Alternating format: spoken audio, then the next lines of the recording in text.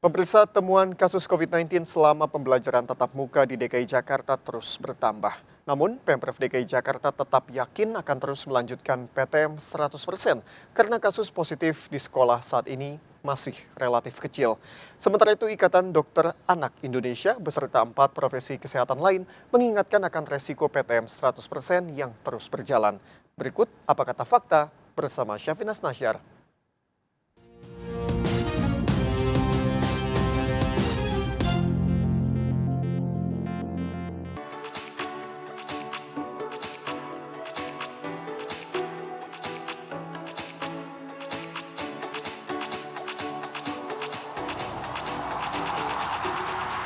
Aduh, kalau jalan-jalan depan sekolah gini tuh rasanya jadi rindu banget mau balik sekolah. Tetapi nggak cuma saya doang yang rindu mau balik sekolah, banyak banget siswa-siswi di DKI Jakarta yang juga rindu masuk sekolah. Nah, sekarang kan udah PTM 100% nih, tapi sayangnya sekolah-sekolah tersebut harus kembali ditutup karena ditemukan beberapa kasus COVID-19 di sejumlah sekolah.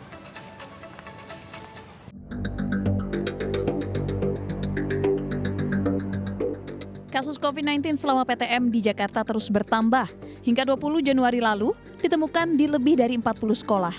Lebih dari 70 peserta didik maupun tenaga pendidik terpapar COVID-19. Sebagian besar yang terpapar adalah siswa.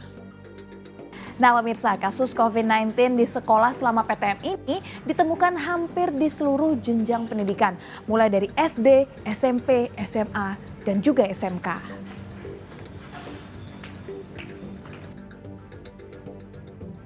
Protokol kesehatan selama pembelajaran tatap muka wajib diawasi ketat. Kasus COVID-19 di sekolah terjadi tidak hanya di sekolah dasar di mana anak-anak yang relatif sulit diingatkan akan prokes. Namun juga terjadi di tingkat SMP, bahkan SMA, di mana para siswa sejatinya sudah dapat memahami resiko bahaya COVID-19 dan pentingnya protokol kesehatan. Meski ditemukan banyak sekali kasus COVID-19 di sekolah, namun Pemprov DKI Jakarta tetap memilih untuk menjalankan sekolah tatap muka berjalan dengan kapasitas 100%. Beberapa di antaranya adalah karena kasus COVID-19 di DKI Jakarta dinilai lebih rendah daripada jumlah sekolah dan juga jumlah siswa.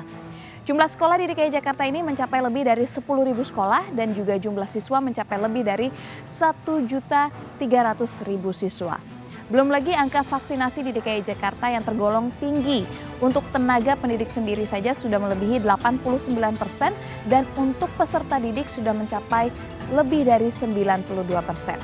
PTM 100% ini juga diklaim sudah memenuhi syarat jika berpedoman pada SKB 4 Menteri. PTM 50% akan diterapkan jika suatu wilayah memasuki level 3 dan PTM akan diberhentikan jika suatu wilayah memasuki level 4. Di Jakarta ini tidak kurang ada 10.429 sekolah yang melaksanakan PTM 100% terbatas. Jadi tidak bermaksud mengecilkan atau mengabaikan, ada 16 kasus di sekolah, tapi semua ini menjadi tanggung jawab kita untuk terus memperhatikan, apalagi anak-anak kita sudah 2 tahun melakukan pembelajaran jarak jauh yang memang tidak mudah. Ini menyangkut kualitas pendidikan anak-anak kita, SDM bangsa kita.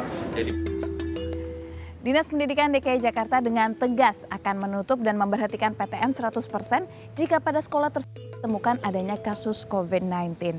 Memang sekolah hanya akan ditutup selama 5 hari dan dalam 5 hari inilah pihak sekolah akan melakukan tracking dan juga tracing.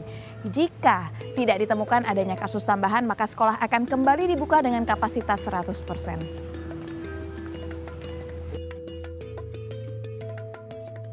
Ikatan Dokter Anak Indonesia beserta 4 profesi kesehatan lain memberikan sejumlah saran terkait PTM 100%. Pertama, anak-anak dan keluarga harus boleh memilih pembelajaran tatap muka atau jarak jauh. Kedua, anak yang memiliki komorbid harus melakukan pemeriksaan terlebih dahulu. Lalu anak harus sudah divaksin penuh sesuai dengan kriteria usia. Dan terakhir, pengawasan protokol kesehatan harus dilakukan demi keamanan publik. Menurut hemat saya, tetap ada pertimbangan orang tua.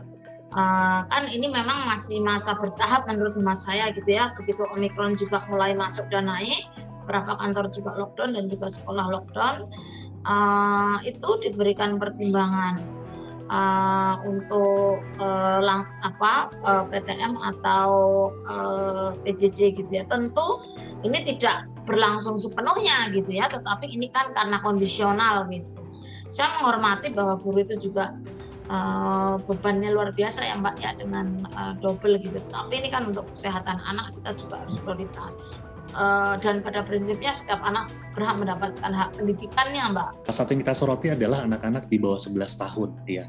Pertimbangannya anak-anak ini kenapa kita harus sangat-sangat menimbang dan berhati-hati untuk memulai PTM karena tadi salah satunya cakupan vaksinasi yang masih belum merata.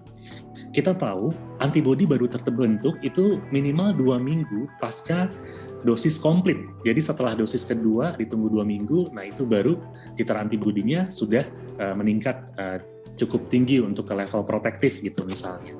Nah kemudian anak di bawah 11 tahun melakukan protokol kesehatan itu kan tidak mudah. Orang dewasa saja sekarang tuh kayaknya sudah mulai turun gitu kepatuhannya. Bagian besar pada saat tertular itu gejalanya ringan ya.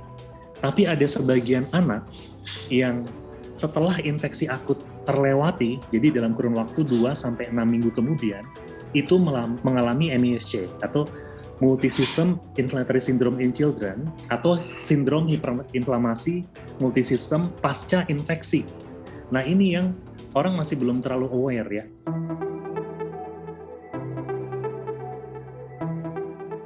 Pembelajaran tatap muka di DKI Jakarta akan tetap dilangsungkan, menyesuaikan dengan kondisi PPKM di DKI Jakarta. Nah, bagi para siswa, ayo patuhi protokol kesehatan. Karena udah tahu kan konsekuensinya akan kembali belajar daring jika ditemukan kasus COVID-19 di sekolahnya.